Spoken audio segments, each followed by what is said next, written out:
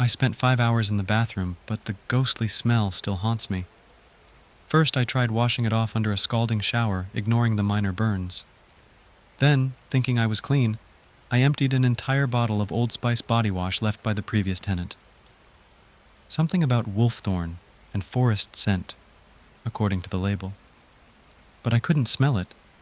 I was about to make a doctor's appointment after what happened. Clearly, I needed professional help and a stiff drink. Before leaving, I glanced out the window. Storm clouds were gathering, dark and ominous, so I prioritized my tasks. As soon as I connected to Wi-Fi, my Facebook pinged with a new notification. I couldn't reach you. Probably forgot to charge my phone.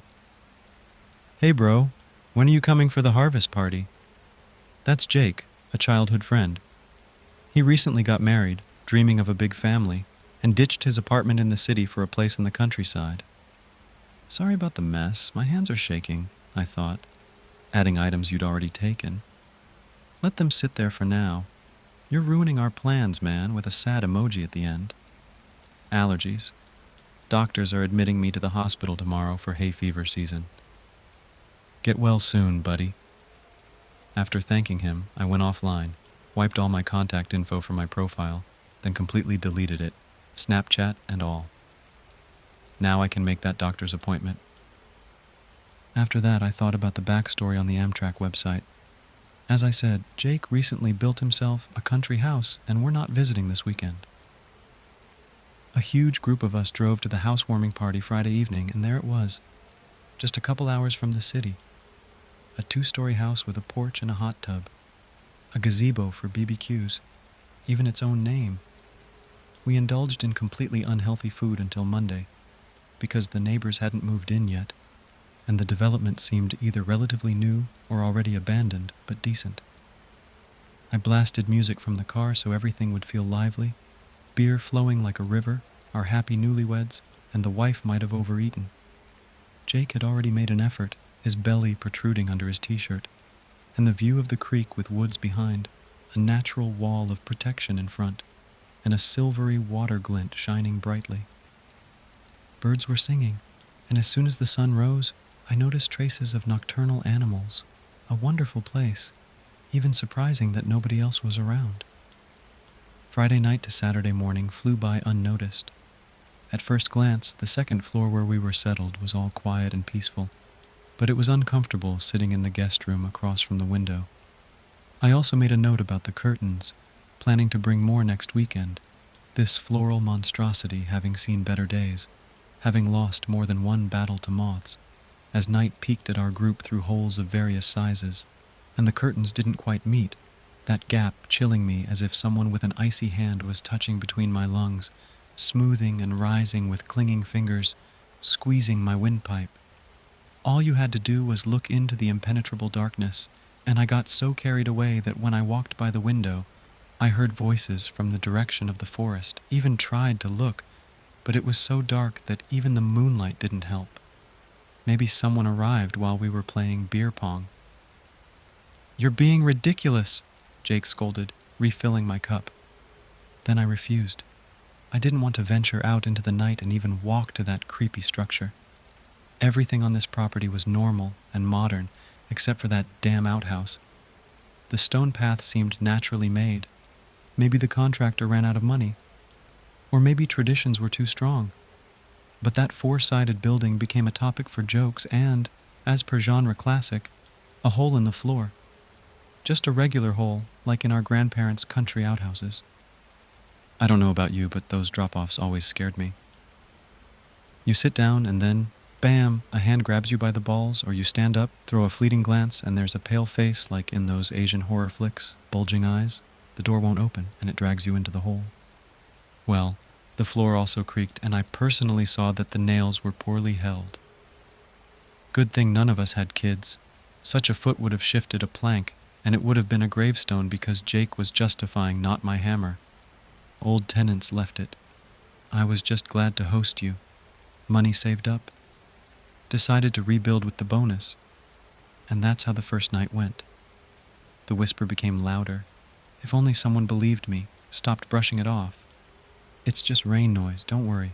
Maybe everything would have been different, or not. I don't know anything. I want to wake up and for that smell to not be there anymore, and as if from a bucket, and yet we were going to meet the sunset, brought a camera and photos to make beautiful.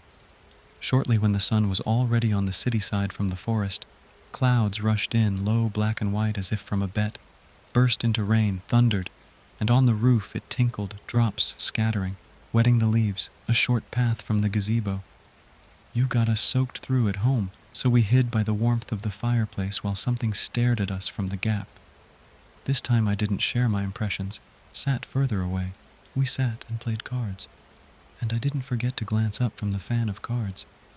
And several times it seemed to me that something was moving there outside the window. As Jake said, only a complete madman would go out in such weather by the rules, and without madness, on choice.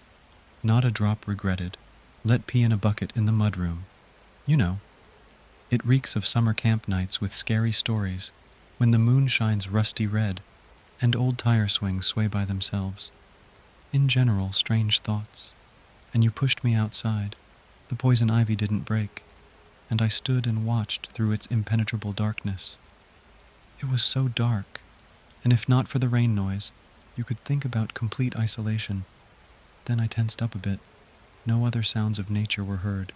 A chill ran down my spine, but not the one from drops under soaked clothes. A different one, special. Before finally rushing to the outhouse, I approached the window, looking out at a narrow strip of bright life to the toilet. Made it lighting the way with the screen of a waterproof tourist phone. On new models, they're in arcs. I'm so used to it that I didn't turn on the light in advance. And here I sit in the darkness, reading by touch, how I hear whispered, not rain, and right up close, no music, then better heard. And there, still fragments, something like words. What they're saying, unclear, tensed up significantly. Started listening and listened so hard that I heard rustling. Someone in the wet grass. And not just one. You know, that thing when your skin feels movement somewhere close. And I also lit up the door, almost shat myself. Only went out, and the screen immediately extinguished. Who locks themselves in a rural outhouse in the middle of the night? I didn't. And that sinful bolt seared by feet imprinted up to pulsating with heartbeat, already forgot how to breathe, stared into the darkness, afraid of the beasts that might accidentally come out at the door, scratch and open. And here's a snack. Straight latitudes in a jar, and my not-so-pleasant feeling, you know, stood up, stretched to the latch. And then you pushed something into the building from behind, and it thudded, and someone noisily in the air issuing a dying rattle, and as I stood, so I froze, and but froze, listening, sniffing, smacking in the mud, so we in the pack, not testing each other's patience, until those who slapped showed themselves again. Brain immediately commanded die, and then, embarrassing to tell. But I must share in case you find yourself. I don't know what kind of before this. They say in extreme situations, thought works differently, but I managed to shake the nails and tossed them in my pocket just in case. Dived under the boards. One thing the smell of a cesspool when you're above the hole, and another to be in the thick of events. Thick, viscous stench sobered me.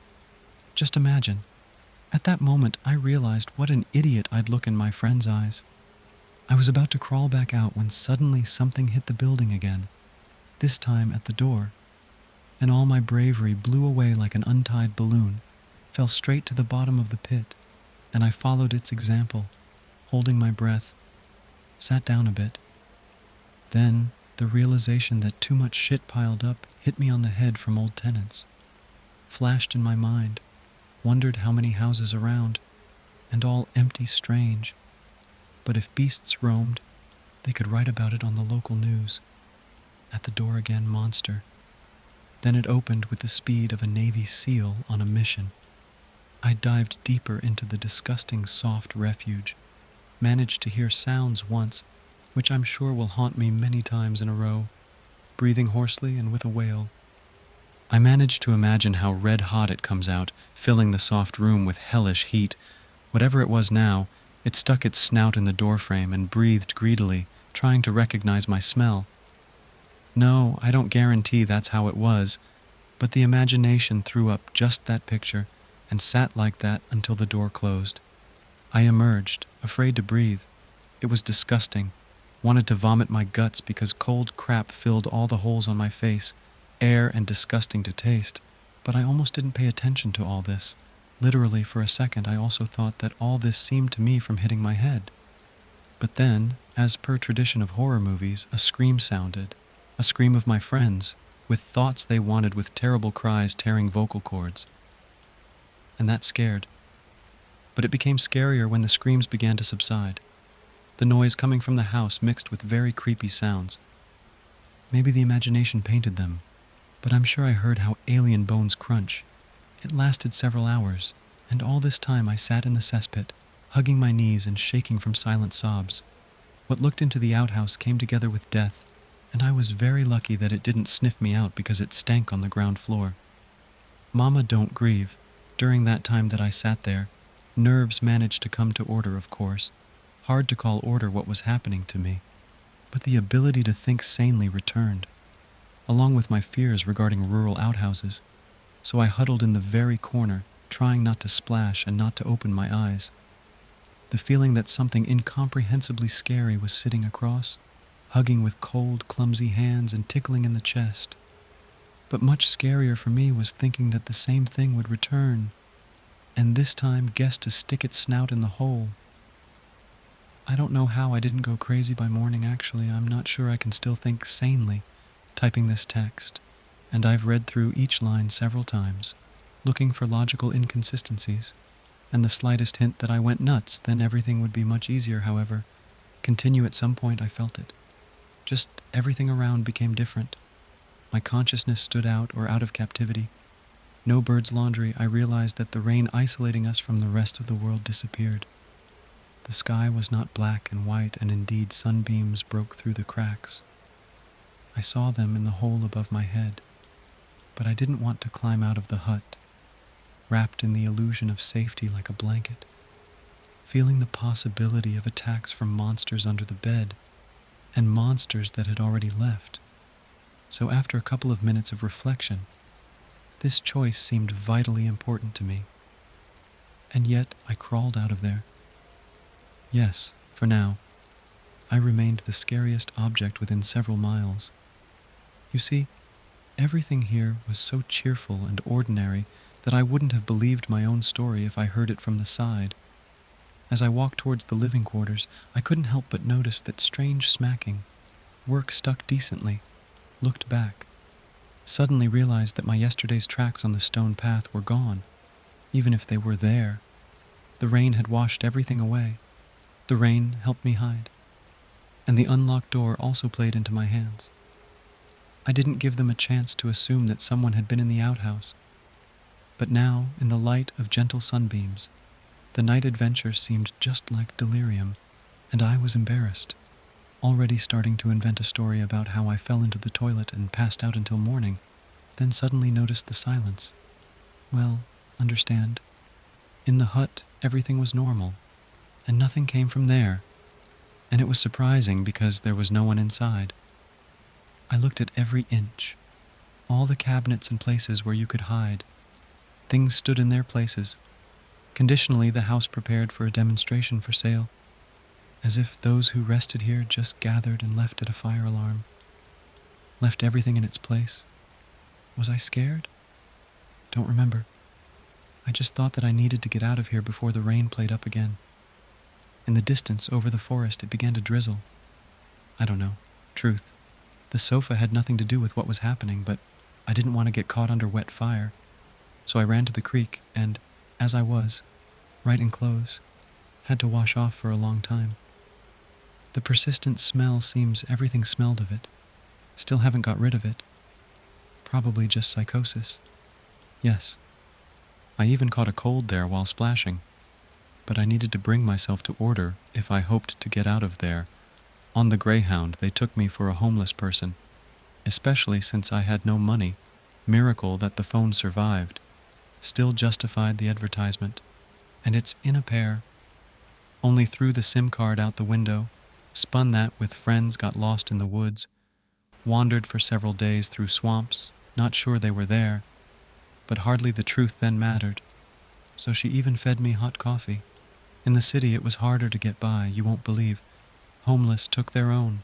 Sprinkled change for the ride, so I got home. So I climbed into the bath right away. Then Jake wrote from this and began the story.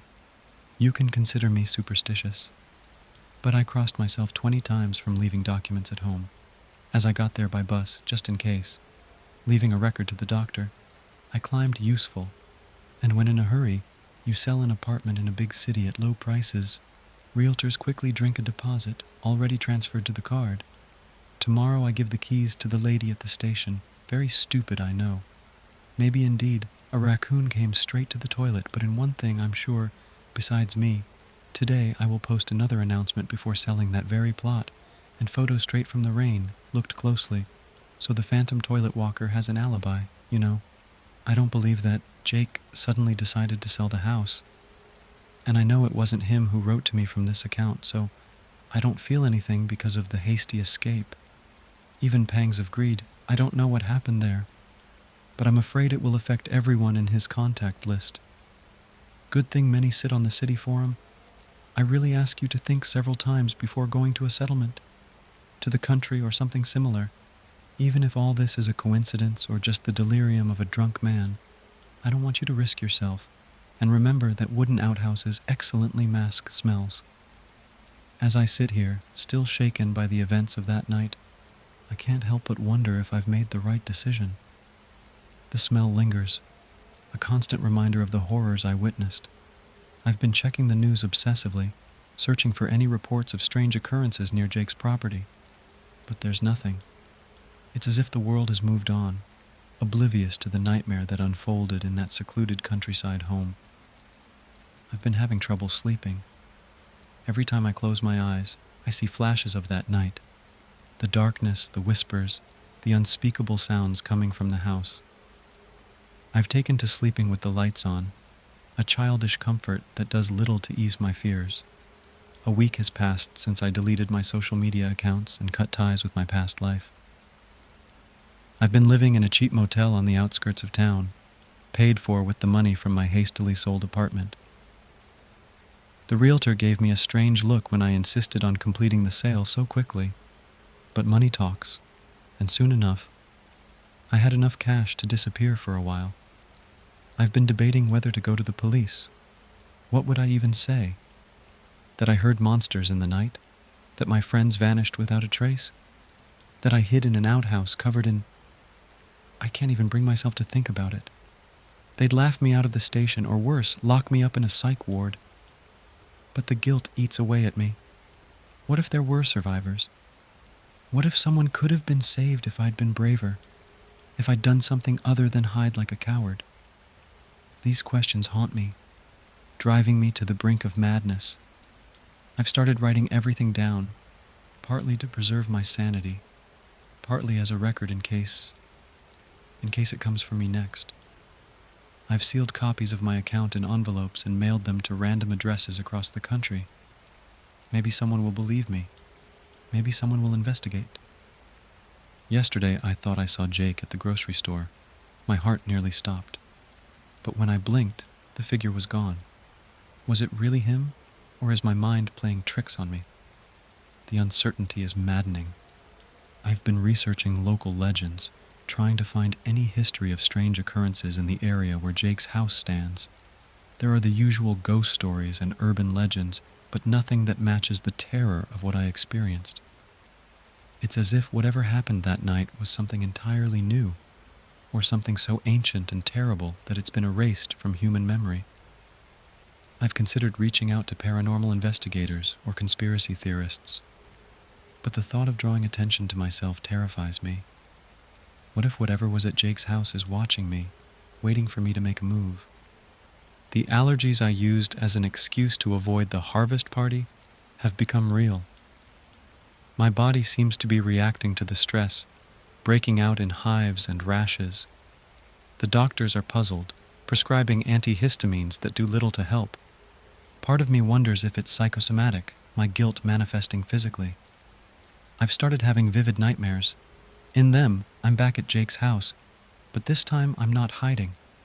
I'm wandering through the rooms calling out for my friends, The house seems to stretch on forever, a labyrinth of familiar yet distorted spaces, and always, always there's something just behind me breathing down my neck, but I can never turn fast enough to see it.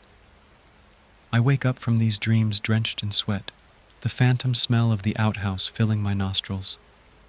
I've taken to sleeping in the bathtub, fully clothed, ready to wash away the memory at a moment's notice. Last night I received a text from an unknown number. It was just 2 words. Come back. I threw my phone against the wall, shattering it into pieces. I'll get a new one today, with a new number. I can't risk being found. I've started seeing a therapist, though I haven't told her the full story. I framed it as a traumatic camping trip, a bear attack that I narrowly escaped while my friends. I can't bring myself to finish the lie. She's concerned about my anxiety and has suggested medication. I'm considering it, anything to dull the constant fear. I've been thinking about Jake's wife. She was so happy at the housewarming, talking about their plans for the future, the family they wanted to start. Did she know? Was she part of it? Or was she just another victim? I can't reconcile the warmth of her smile with the coldness of that night. I've started carrying the nails I pocketed from the outhouse with me everywhere I go. They're a tangible link to that night, proof that I didn't imagine it all. Sometimes I clutch them so tightly they cut into my palm, the pain a welcome distraction from my thoughts. I've been having strange impulses. Yesterday I found myself drawing symbols on the motel room walls, patterns I don't recognize but somehow feel significant. I washed them away immediately, horrified at my own actions. Am I losing my mind, or is something trying to communicate through me? I've started noticing things, odd coincidences. The same car parked outside the motel for days. A figure always just out of sight when I turn a corner. Am I being paranoid, or am I being watched? I've thought about ending it all. The guilt, the fear, the constant looking over my shoulder, it's becoming too much to bear. But something stops me. A feeling that if I die, whatever happened at Jake's house wins. And I can't let that happen. So I keep going. I keep moving from motel to motel, city to city. I keep writing down my story, hoping that someday someone will understand. I keep watching the news, waiting for any sign that what happened that night is happening again. And I keep remembering the laughter, the friendship, the warmth of that evening before everything went wrong. I cling to those memories, even as they're tainted by what came after. They remind me of what I'm fighting for, why I can't give up. As I write this final entry, I've made a decision. I'm going back. Not to Jake's house. I don't think I could ever step foot on that property again. But to the town nearby. I need answers. I need to know if there were any survivors, if anyone else saw or heard what I did. I know it's dangerous. I know it might be exactly what they want, but I can't keep running.